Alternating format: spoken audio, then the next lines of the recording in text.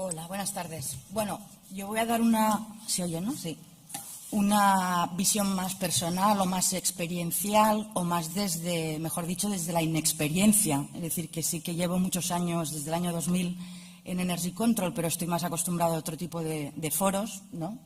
Sean canábicos o profesionales de la salud, medios de comunicación, pero lo que son foros más estrictamente de temática política, pues no es mi ámbito. Y, por lo tanto, pues, bueno, lo cogí con muchas ganas, ¿no? el ir a un gas. Energy Control hay dos formas de presentarlo, la oficial, la extraoficial y la extraoficial. O sea, tres. Podríamos decir que es un proyecto de información, asesoramiento, análisis dirigido a consumidores que salen de fiesta, bla, bla, bla, bla, bla, bla, con el objeto de reducir los riesgos. O también me gusta decir que es un parche a las políticas de drogas existentes.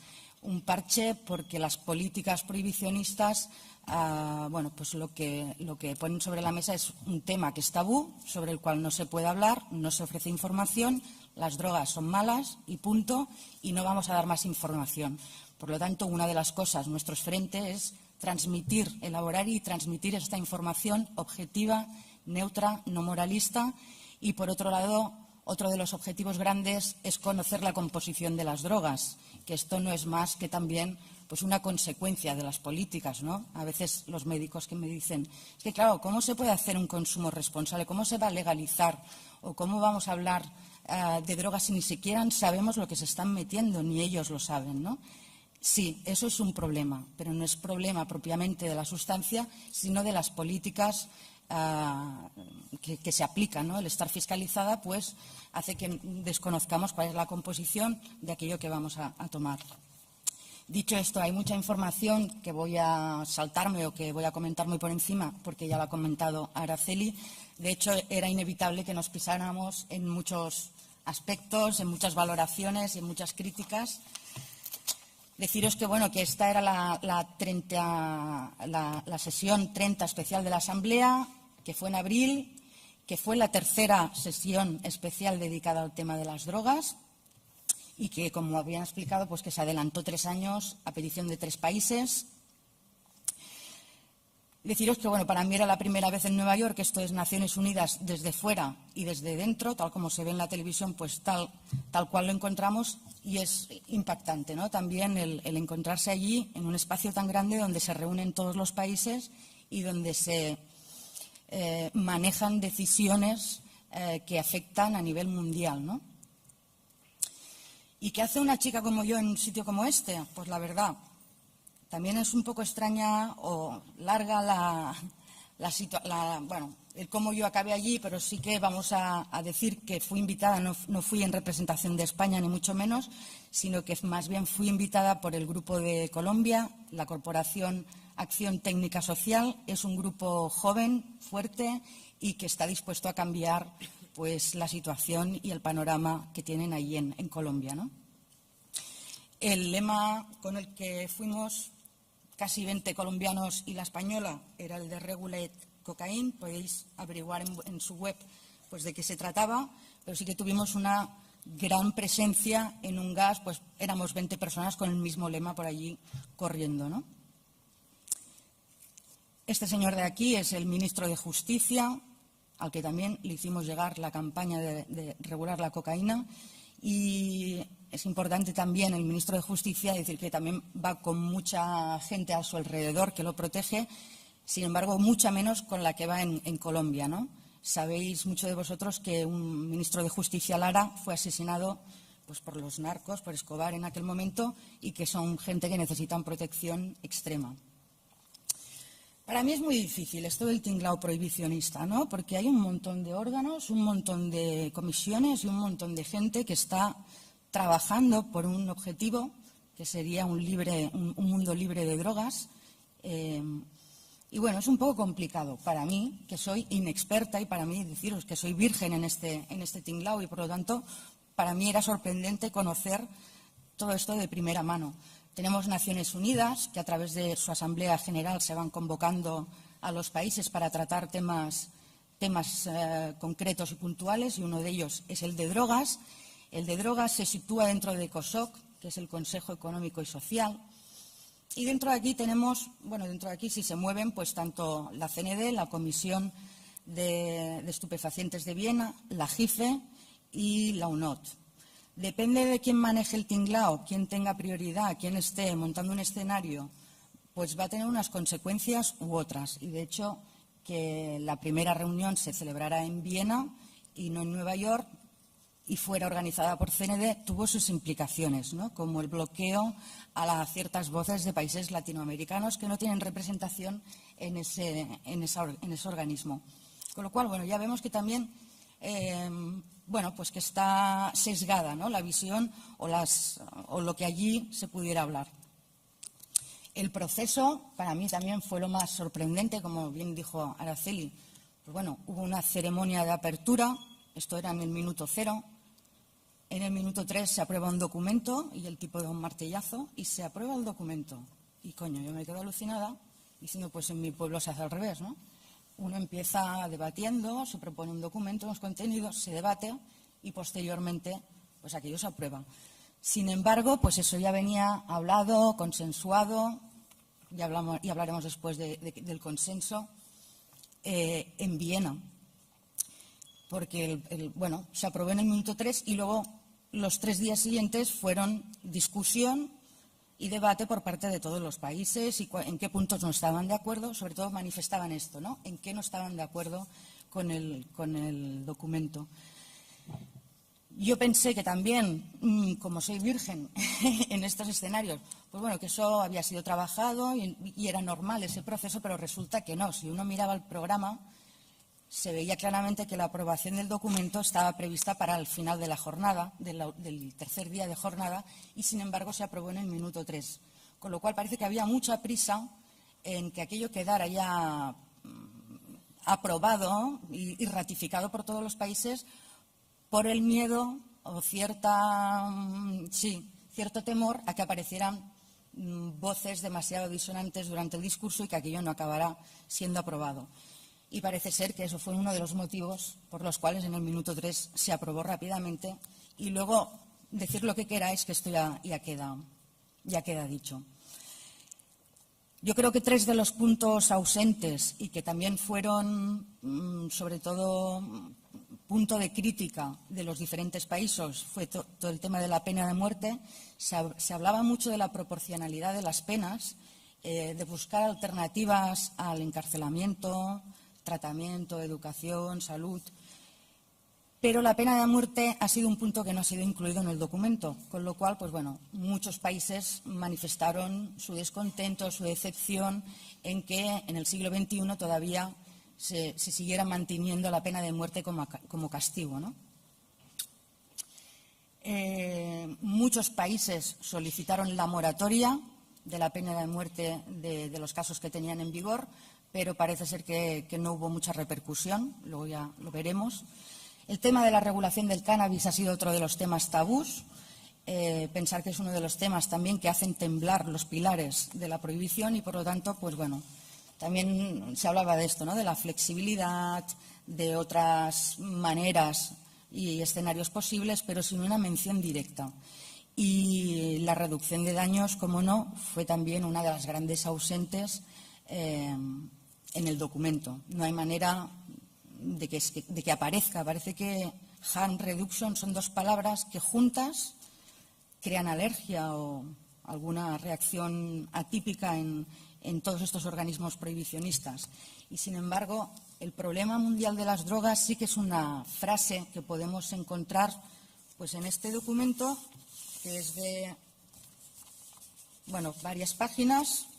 En el final creo que es unas 11 y lo encontramos 23 veces, el problema mundial de las drogas mencionado, versus 0 veces mención a la reducción de daños. Y eso que la ciencia pues dice que la reducción de daños funciona, hay miles de personas que se benefician de ella, muchas personas que estamos aplicando reducción de daños en diferentes escenarios y, sin embargo, no se menciona. Y creo, o parece, o se dice, se cuenta, se rumorea que Rusia fue uno de los grandes países reticentes a que apareciera esta palabra, ¿no? Pues bueno, Una de las imágenes que me lleva de allí, de Nueva York, del Museo de las Drogas, es esta, ¿no? La de pedir al presidente Obama que endorsen la reducción de daños. Para mí, los aspectos críticos a mencionar serían justamente el proceso previo, que ya viene sesgado, que fue muy opaco, nada transparente, en el que la participación fue más ficticia a nivel de la sociedad civil que real, ¿no? Se abrió un espacio para que la sociedad civil pudiera hacer aportaciones. Se realizaron desde todos los países. Las de España, la verdad, que son muy limitadas. Fueron Proyecto Hombre, que lo que presentó fue su memoria de actividades del año anterior. Es decir, que no fue ninguna aportación para las políticas, sino únicamente ofreció pues lo que es la memoria de actividades y nada más. Y la asociación Dianova fue la otra asociación que presentó también algún documento. Encontramos documentos espectaculares. Uno de los más detallados y que más me gustaron, por ejemplo, son los de LEAP, que es la Liga de las Fuerzas de Seguridad contra la Prohibición. Es una plataforma de policías de América que están en contra de la prohibición, justamente porque están en el terreno, la aplican y ven que aquello no surge efecto y que no tiene ninguna consecuencia positiva, ¿no? Ese apartado web donde están colgadas todos los documentos parece más que fue pues esto, un almacén de ideas que nadie se leyó y que nadie tuvo en cuenta y que no se ve nada reflejado en el documento final, ¿no? Otro aspecto crítico era que las expectativas eran altas. Yo creo que íbamos todos muy ilusionados. Ya también veremos dos cosas, el por qué.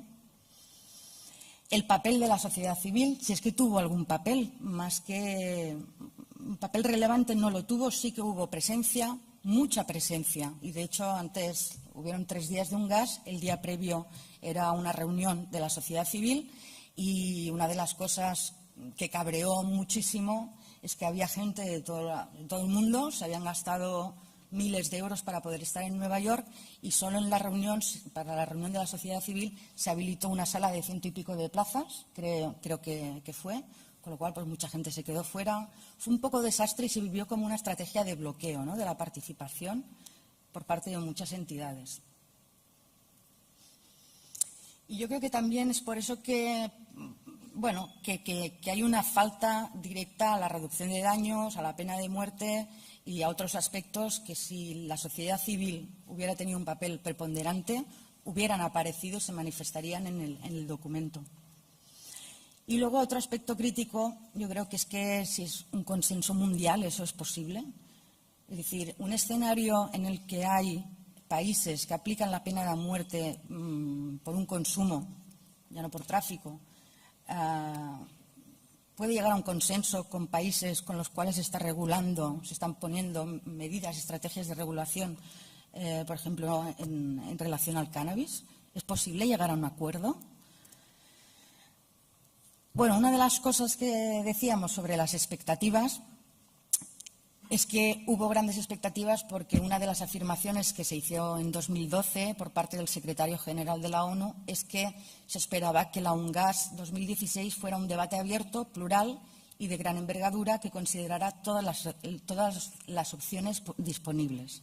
Con lo cual, pues bueno, mucha gente interpretó que eso daría pie a una mayor flexibilidad y a cambios más tangentes, ¿no?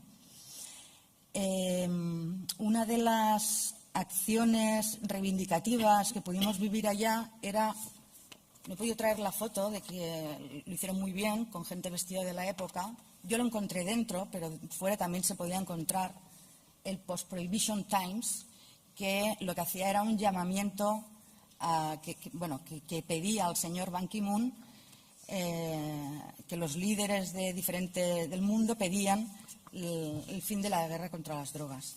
Este panfleto, que fue visto por los guardias de seguridad de Naciones Unidas y también fue incautado y se lo quitaban a la gente que lo llevaba en las manos. Entonces, bueno, Ethan, del director de Drug Policy Alliance, que fue la entidad promotora de esta acción reivindicativa, sí que dijo que, bueno, que la reacción de la incautación, ¿no?, de estos periódicos era una reacción extraordinaria y preocupante a la vez, porque decía, bueno, esto no representa ninguna amenaza a la seguridad, ¿no? Si en algún caso amenaza pues esto, el status quo del prohibicionismo. Así como curiosidades y cositas que fueron pasando a lo largo de UNGAS. Y esto es lo que os decía de los stakeholders, de la sociedad civil, donde podéis ver un montón de documentos de organizaciones muy potentes, muy completos, algunos más que otros, y que yo creo que no tuvieron ningún impacto o repercusión dentro del documento final. Un consenso amplio. Estamos aquí con el señor Fedotov, uno de los capos del prohibicionismo. Literalmente, nos hicimos 3 fotos, esta es la que fue mejor y le cortamos la cabeza, en los otros salía por aquí. Y bueno, una de las cosas que se le preguntó era, ¿es posible este consenso amplio? Y él respondió con sonrisa irónica, ¿no? Es muy amplio, amplio, amplio. Tan amplio que no es un consenso. Es decir, sería un mérito llegar a un consenso entre tantos países con políticas tan diferentes.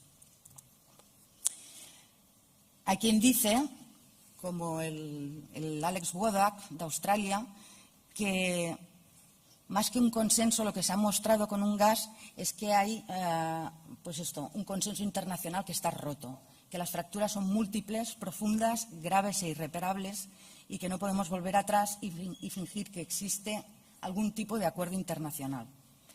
Y sin duda el intenso proceso de la UNGAS, con sus cientos de eventos y aportaciones, está demostrando y documentando más que nunca las crecientes dudas y divergencias. Es decir, que hay muchas percepciones de cómo ha sido la UNGAS, podemos decir que ha sido una decepción, pero por otra parte hay mucha gente que percibe que se han sentado las bases del desacuerdo y de la reacción de varios países, ¿no?